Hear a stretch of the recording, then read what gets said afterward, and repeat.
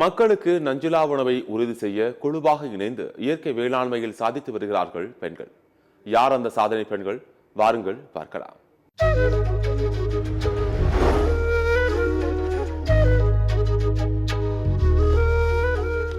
செங்கல்பட்டு மாவட்டம் அச்சரப்பாக்கம் அருகே உள்ளது கீழ் அத்திவாக்கம் கிராமம். இந்த கிராமத்தில் 3 ஏக்கர் விவசாய நிலத்தை குத்தகைக்கு எடுத்து சுழற்சி முறையில் இயற்கை வேளாண்மை செய்து வருகிறார்கள் 15 பெண்கள். பெண்கள் இயற்கை விவசாய கூட்டமைப்பை அமைத்து பருவத்தை பயிர் செய் என்ற நம் முன்னோர் சொல்படி பருவத்திற்கு ஏற்ற பயிர்களை சாகுபடி செய்து வருகின்றனர். கத்தரிக்காய், புடலங்காய், சுரக்காய் உள்ளிட்ட காய்கறிகள் மற்றும் வேர்க்கடலை, நெல் போன்ற பயிர்களை முற்றிலும் இயற்கை முறையில் விளைவித்து வரும் பெண்கள் சுழற்சி முறையில் 3 அல்லது 5 நபர்கள் என பிரித்து கொண்டு ஒவ்வொரு நாளும் வேளாண் பணியினை மேற்கொண்டு வருகின்றனர். 3 ஏக்கர்ல இயற்கை விவசாயத்துல கத்திரிக்காய், வெண்டைக்காய், பாவக்காய், புடலங்காய், பீர்க்கங்காய் இது போன்ற காய்கறிகள்லாம் நாங்க விளைய வைக்கிறோம். அது மூலியமா எங்களுக்கு ஒரு நல்ல வருமானம் வருது. 15 பேரும் பாத்தீங்கன்னா சமமா நாங்க அதை பகிர்ந்துக்குவோம். முதல்ல கஷ்டம் தான் எங்களுக்கு எல்லாருக்குமே. 15 குடும்பத்துல எல்லாருமே தான் பிரச்சனை பண்ணுவாங்க. இருந்தாலும் நாங்க அதையும் எதிர்த்து விவசாயம் பண்றோம். இப்போதான் எங்களுக்கு அந்த இயற்கை விவசாயம் பண்றதுல கொஞ்சம் லாபம் இருக்கு.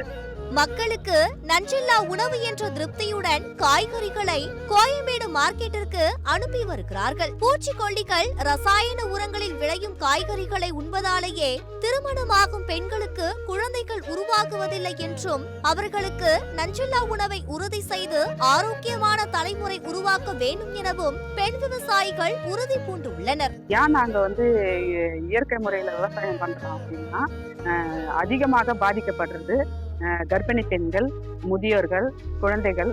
இவங்கள என்ன பண்றாங்க, எதனால பாதிக்கப்படுறாங்கன்னா தரமான உணவு சாப்பிடாததுனால பெண்களை அதிகமா இந்த இயற்கை விவசாயத்துல ஈடுபடுத்தி இவங்களை நல்ல ஆரோக்கியமா குழந்தை பிறக்கணும், ஆரோக்கியமா பெண்கள் இருக்கணும் அப்படின்றதுக்காக நாங்க இந்த இயற்கை விவசாயத்தை தேர்வு பண்ணிருக்கோம். கடந்த 5 ஆண்டுகளாக இயற்கை வேளாண்மை செய்து வருவதாக கூறும் விவசாயிகள் ஆரம்பத்தில் பல தடைகள் வந்தாலும் அவற்றை 15 பெண்களும் ஒற்றுமையாக எதிர்த்து வேளாண்மையில் மாற்றத்தை நிகழ்த்தியிருக்கிறார்கள்.